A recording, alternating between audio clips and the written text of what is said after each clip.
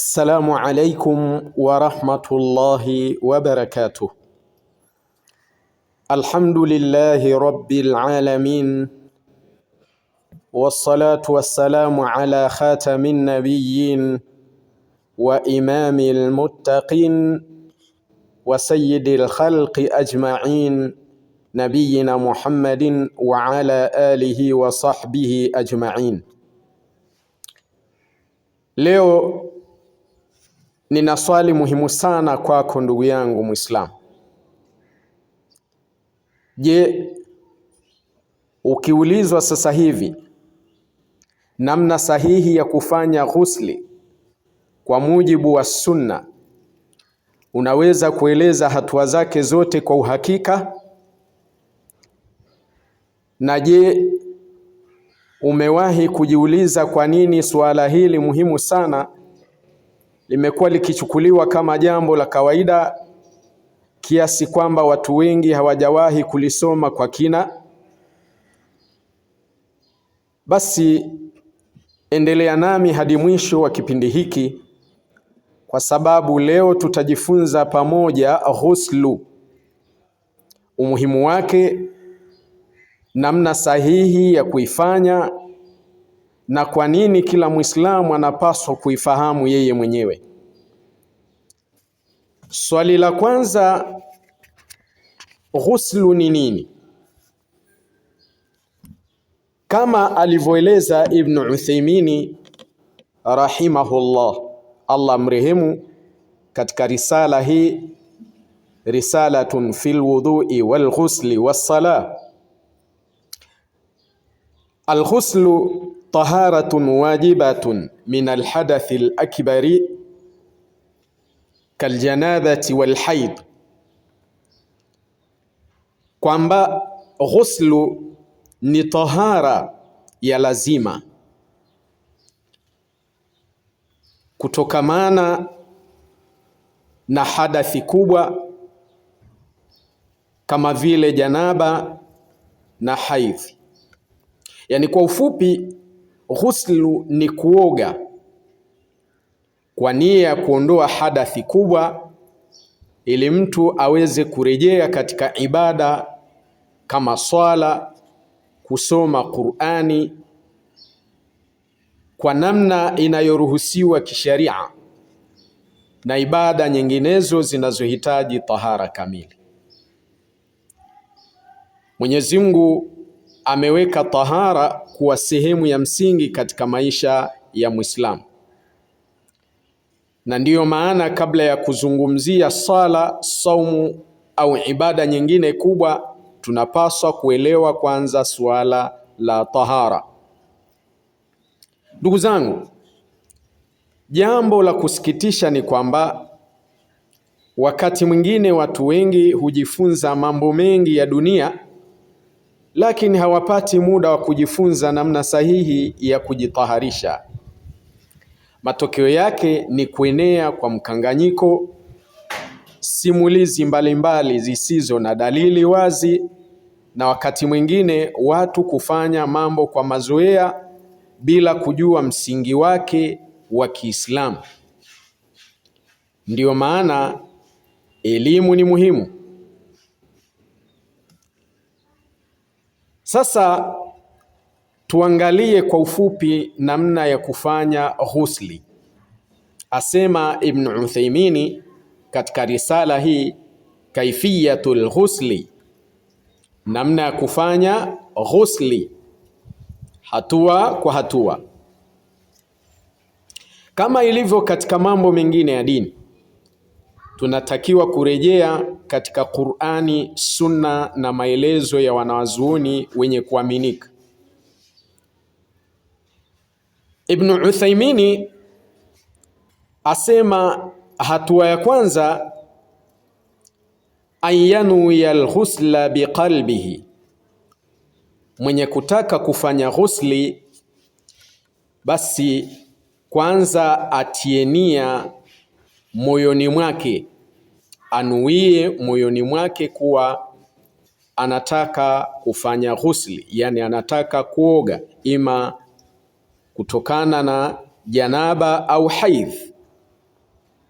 Na huku kunuia au kutiania moyoni ni kama ilivyotangulia katika somo la alwudhu, kwamba ni jambo linohusiana na moyo, biduni nutqin bin niyya, bila kulazimika mtu kuitamka nia kwa ulimi.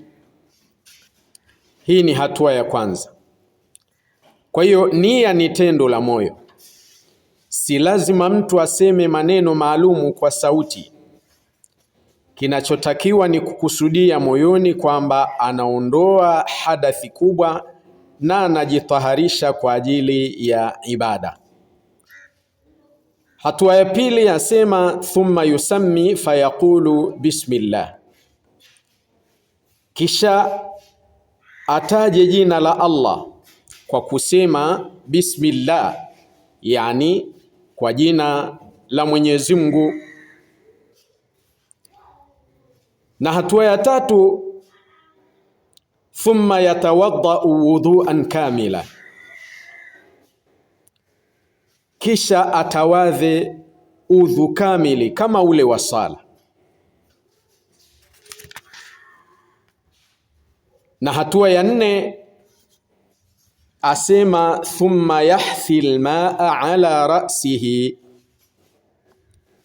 kisha amimine maji kichwani mwake mara tatu, huku akihakikisha fa idha arwahu afadha alayhi 3 marati, huku akihakikisha maji yanafika kwenye mizizi ya nywele. Hatua hii ningependa kuirejelea tena. Amimine maji kichwani mara tatu, huku akihakikisha maji yanafika kwenye mashina au mizizi ya nywele. Kwa wanawake wenye nywele zilizosukwa, wanazuoni wamefafanua kuwa kinachotakiwa ni kuhakikisha maji yanafika katika mizizi ya nywele. Hatua ya tano, thumma yaghsilu sa'ira badanihi, kisha oshe mwili wake wote, yani maji yafike kila sehemu ya mwili. Hakikisha hakuna sehemu inayobaki bila kufikiwa na maji. Hii ndiyo nguzo muhimu katika ghusli. Lakini hapa kuna somo kubwa zaidi.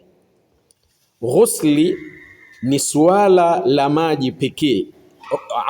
Ghusli si suala la maji pekee, ni suala la ibada, ni suala la utiifu kwa Mwenyezi Mungu, ni suala la kutekeleza amri ya Allah kwa usahihi. Ndugu yangu, kadri tunavyozidi kujifunza dini yetu, ndivyo tunavyogundua kuwa Uislamu ni dini inayolinda heshima, stara na faragha ya mwanadamu. Ndiyo maana kila Muislamu anatakiwa kujifunza masala ya tahara ili aweze kutekeleza ibada zake kwa uhakika na kwa kujiamini. Hakuna fahari katika kubaki na ujinga wakati elimu ipo. Hakuna heshima katika kufuata jambo bila kujua dalili yake. Na hakuna mafanikio katika ibada bila ya kujifunza namna sahihi ya kuitekeleza. Leo ningependa kukuuliza swali. Je, ni mara ya kwanza kujifunza hatua hizi za ghusli? Au kuna jambo jipya ambalo umejifunza leo? Andika kwenye sehemu ya maoni. Maoni yako yanaweza kumsaidia Muislamu mwingine kujifunza jambo muhimu.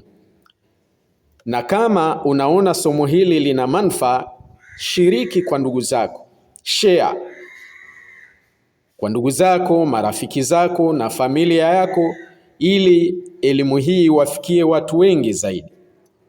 Huenda kwa kushiriki kwako ukawa sababu ya mtu kujifunza ibada sahihi ya tahara. Mwenyezi Mungu anasema kuwa anawapenda wanaotubia na anawapenda wanaojitaharisha. Inna Allaha yuhibbu at-tawwabina wa yuhibbu al-mutatahhirin.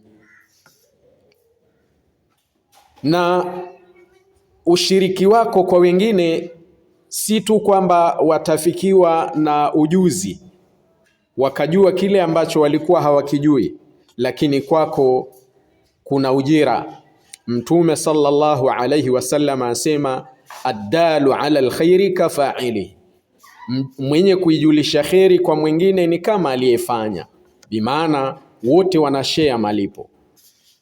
Tumwombe Allah tujalie tuwe miongoni mwa watu wa tahara, watu wa ilmu na watu wanaofuata sunna ya Mtume Muhammadin sallallahu alayhi wasallam. Assalamu alaykum wa rahmatullahi wa barakatuh.